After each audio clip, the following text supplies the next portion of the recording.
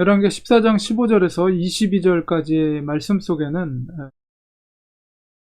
북쪽 이스라엘 왕과 남쪽 유다 왕의 죽음에 대해서 기록되어 있습니다. 요아스, 북쪽 이스라엘 왕의 요아스.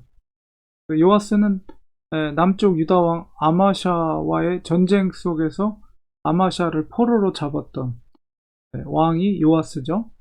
그리고 요아스의 죽음을 기록하고 있고, 또 요아스가 북쪽의 요아스 왕이 죽고 그의 아들이 여로보암이 대신 왕이 된 것, 그리고 이스라엘의 왕 요아스가 죽은 다음에 아마샤가 15년을 더 생존했다, 이렇게 되어 있고, 아마샤가 죽은 자세한 기록이 이제 19절에 반복해서 그 죽음에 대해서 기록을 하고 있는데, 우리들이 예루살렘에서 아마샤를 반역을 하고 아마샤가 라기스로 도망을 하게 됩니다. 반역한 사람들이 라기스까지 쫓아와서 그를 죽이게 되는데, 이 아마샤 왕이 이렇게 반역을 당해서 죽음을 당한 근본적인 원인이 무엇일까? 우리가 앞선 사건들을 통해서 우리가 짐작해 볼 때에 무모한 전쟁을, 특별히 북쪽 요아스 왕에게 도전을 했죠. 그러니까 아람을 승리한 것에 대해서 도취돼서 무모하게 가치없는 전쟁을 벌이게 됐고, 결국 그 결과가 처참하게 그가 포로로 됐을 뿐만 아니라 예루살렘 성벽이 무너지는, 한쪽 벽을 무너뜨렸죠, 이 요아스 왕이. 그것으로 인해서 이 예루살렘에 있었던 백성들의 안전이 보장을 받지 못하는 그런 사태에 이르게 되고, 하나님의 성전에 있던 기구들도 다 빼앗겨 갔을 뿐만 아니라 백성들도 포로로 볼모로 잡혀가게 됩니다. 그러니까 그것이 가장 이 반역의 근본적인 원인으로, 작용한 원인으로 우리가 짐작을 할 수가 있죠. 물론 그가 영적으로 하나님을 율법대로 지키지 못한 것, 이런 것이 근본적인 어떤 영적인 원인이긴 하지만, 어쨌든 내용적으로 봤을 때는 무모한 도전을 통해서 이스라엘, 유다 남쪽 예루살렘에 있었던 백성들의 안전이 무너지게 된 것, 그것이 반역의 원인으로 작용했다고 볼 수가 있습니다.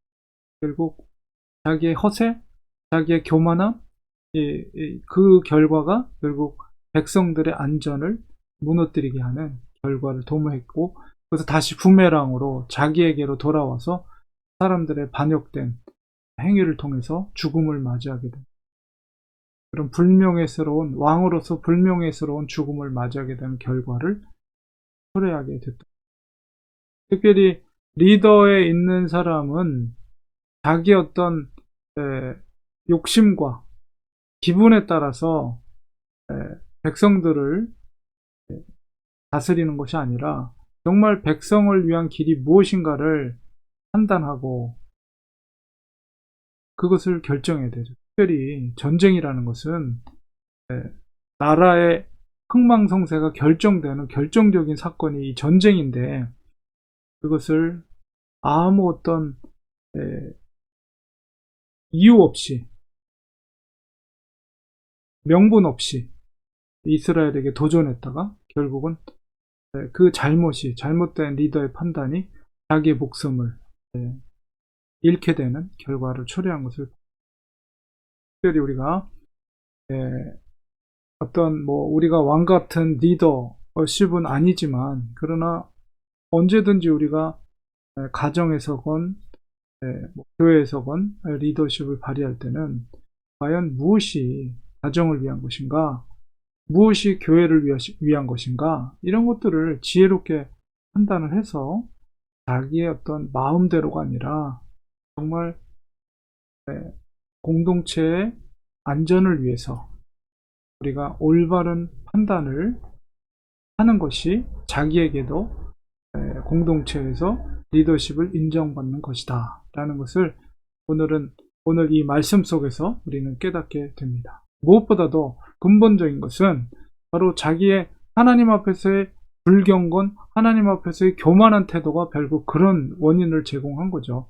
우리가 항상 하나님 앞에 겸손한 태도와 또 어떤 판단에 있어서 정말 하나님께 간구하는, 간절히 겸손한 마음으로 기도하고 간구함으로 하나님이 응답해 주시는 그 판단에 따라서 우리가 결정하고 순종하게 될 때 그것이 지혜로운 판단이 되고 결국 공동체를 살리고 자기가 사는 길이다 라는 것을 오늘 말씀 속에서 깨달으면 우리도 하나님의 지혜가 절대적으로 필요합니다.